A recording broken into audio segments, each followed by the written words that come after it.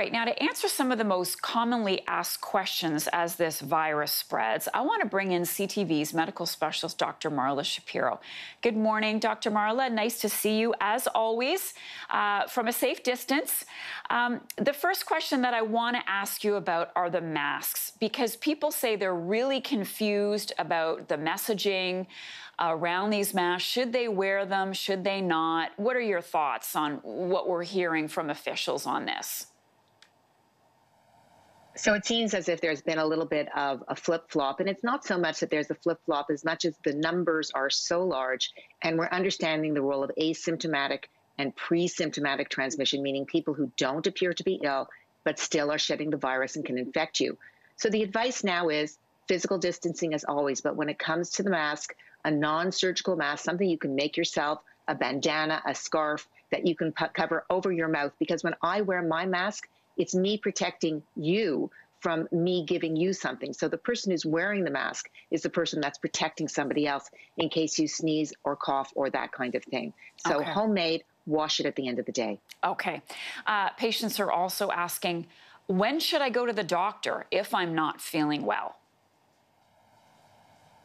So most of what we're doing right now is on a virtual platform. And essentially what we're telling people is that if you have a mild to moderate flu-like illness with a cough, even with a fever, and you're not having respiratory distress, consider yourself as if you were a COVID positive case. Separate yourself completely from your family members, self-isolate for those 14 days.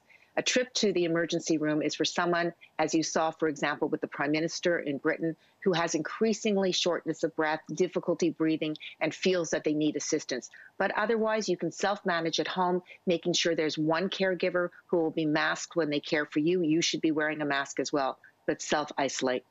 We've had some really beautiful weather, which has been a blessing, all that sunshine, at least in Ontario the past few days, and it makes people want to go outside.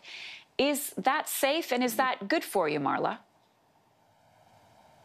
Being outside is good for everybody. Getting fresh air means, air movement around you is good. But again, it's with the social distancing. I find it distressing when I drive by a park that's already been cordoned off, but there's families speaking with each other, not recognizing that this is possible transmission. So yes, get outside, take your dog for a walk, put them on a 6-foot leash so that they're not bringing you close to someone. See someone, cross over to the other side. But this is not a time to socialize outside. It's simply for you to get outside, get some air, get some sunshine. And what about this drug that's commonly used for lupus? We hear a lot of discussion about it, hydroxychloroquine. I think I pronounced that correctly. What does it do, and should we be inquiring about it? So we are inquiring about it, but this is an antimalarial drug that's been used for people with autoimmune disorders such as lupus, and they do need this medication. It's not a benign medication. It has side effects associated with it, including cardiovascular effects such as arrhythmia. It has not been shown to be a prophylactic or preventive medication. It's being used in hospital along with other medications for those who are ill and have an indication.